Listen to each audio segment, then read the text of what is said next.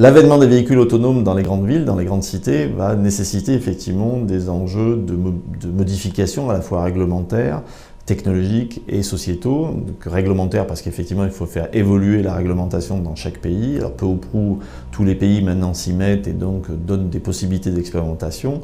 Un enjeu technologique parce qu'effectivement le rôle de constructeur de véhicules autonomes comme Navya l'est est effectivement de concevoir toutes les technologies qui sont nécessaires, les intégrer, pouvoir les agréger pour rendre un véhicule plus sûr, capable d'assumer les missions qui lui sont confiées.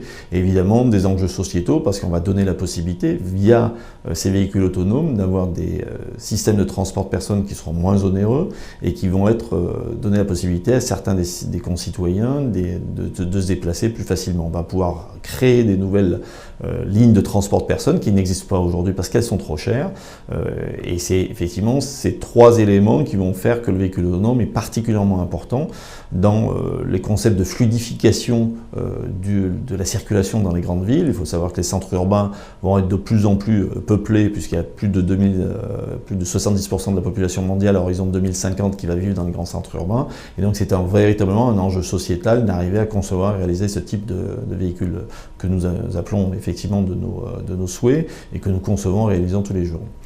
Alors, un autre élément, je dirais, qui est particulièrement important aujourd'hui, c'est la coexistence entre ces véhicules de nouvelle génération, autonomes, et des véhicules d'ancienne génération, puisqu'effectivement, il va falloir accompagner ce mouvement. Ce mouvement va être forcément très progressif, et il faut que nos véhicules autonomes que nous concevons aujourd'hui soient capables de se passer d'autres innovations technologiques qui vont arriver au fur et à mesure dans les grandes villes. On parle de la signalisation, je dirais, interactive avec les véhicules.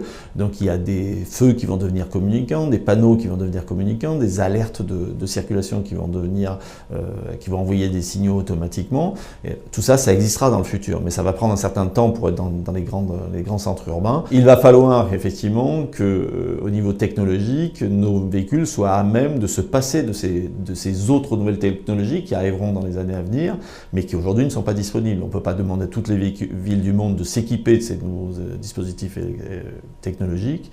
Et donc ces feux communicants, ces panneaux communicants, effectivement, il faut qu'on en contrebalance l'inexistence aujourd'hui. Par exemple, les caméras qu'on met à bord de nos véhicules sont capables de savoir si un feu est vert ou rouge, donner le passage au véhicule, permettre de visualiser les piétons ou avoir des systèmes de radar qui vont permettre de mieux apprécier l'environnement du véhicule.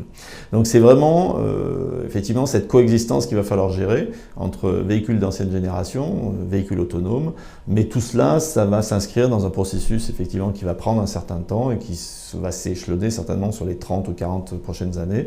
Mais aujourd'hui, d'ores et déjà, le véhicule autonome, c'est une réalité. Navya fait déjà circuler des véhicules sur des routes ouvertes et transporte de vraies personnes tous les jours.